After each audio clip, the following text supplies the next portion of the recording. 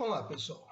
Sejam bem-vindos aí à resolução de mais uma questão de física do Enem 2022. No caso aqui é uma questão de eletrodinâmica, de pilhas, né? Tem uma contextualização aí com um pouco de biofísica sobre os efeitos do choque elétrico sobre as contrações musculares, né? Se vocês pegarem aí a prova amarela do segundo dia, corresponde à questão de número 119. Então vamos lá, a leitura e resolução. O quadro mostra valores de corrente elétrica e seus efeitos sobre o corpo humano. Então aí tem a tabelinha, 10 mA contração muscular, 10 mA a 20 mA aumento das contrações musculares, de 20 mA a 100 mA parada respiratória, de 100 mA a 3 A fibrilação ventricular, que é normalmente um processo que antecede aí a parada cardíaca, acima de 3 amperes a parada cardíaca e queimaduras. Normalmente aqui leva-se à morte. A corrente elétrica que percorrerá o corpo de um indivíduo depende da tensão aplicada e da resistência elétrica média do corpo humano.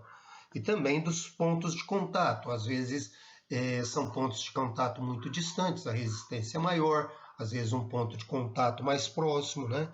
Inclusive também o local por onde a corrente elétrica passa. Se passa pelo coração, a chance de ter a parada cardíaca e a fibrilação ventricular é maior. Esse último, continuando a leitura aí, esse último fator está intimamente relacionado com a umidade da pele, que seria, no caso, a resistência elétrica, que, quando seca, né, pele seca, apresenta uma resistência elétrica da ordem de 500 kΩ. Mas, se molhada, pode chegar a apenas 1 kΩ. Então, note que a pele úmida, né, a pele molhada, reduz drasticamente o valor da resistência elétrica. Se a resistência elétrica é menor, a corrente elétrica é maior. Então, a chance de ter um choque fatal com efeitos mais danosos, né, ao nosso corpo é muito maior se a pele estiver molhada. Continuando a leitura. Apesar de incomum, é possível sofrer um acidente utilizando baterias de 12 volts. Considere que um indivíduo com a pele molhada sofreu uma parada respiratória, estaria aqui no meio da tabela, né? Ao tocar simultaneamente nos pontos A e B de uma associação de duas dessas baterias. Aí vem aí as alternativas, né? E a pergunta, qual associação de baterias foi responsável por esse acidente?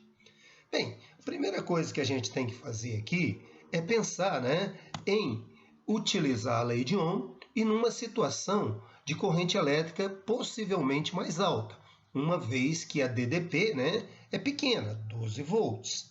Então nós utilizamos a lei de Ohm, né, onde a DDP que a gente tem é o valor da resistência vezes a corrente elétrica. Se porventura tivermos 12 volts de DDP, uma resistência de 1000 ohms, né, que seria 1 kΩ, pele molhada, daria uma corrente elétrica de aproximadamente 0,012 amperes, ou 12 miliamperes. Aí note que aqui precisa de 20. Então teria que ser o dobro. Para ser o dobro, nós teríamos que ter duas baterias. E ainda bem, né? Porque as nossas alternativas aqui todas são de duas baterias. Só que tem um detalhe. Dependendo de como é a associação, né, você pode ter o aumento da diferença de potencial, você pode ter a redução da diferença de potencial ou até mesmo a manutenção da diferença de potencial. Quando nós queremos uma DDP mais alta, normalmente associamos as baterias em série, ou seja, uma atrás da outra. Quando queremos a DDP constante, né, nós associamos em paralelo, e aí a corrente elétrica é que é mais alta. No caso aqui, a corrente elétrica não vai ser mais alta, uma vez que quem vai determinar é a resistência do corpo.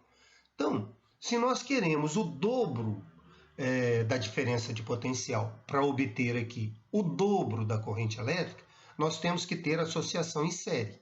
Isso já elimina, no caso aqui, algumas dessas alternativas. Vamos lá. Primeiro aqui a letra A. O ponto A está no polo positivo, né? O ponto B no polo negativo, e você vem negativo para positivo, depois negativo para positivo.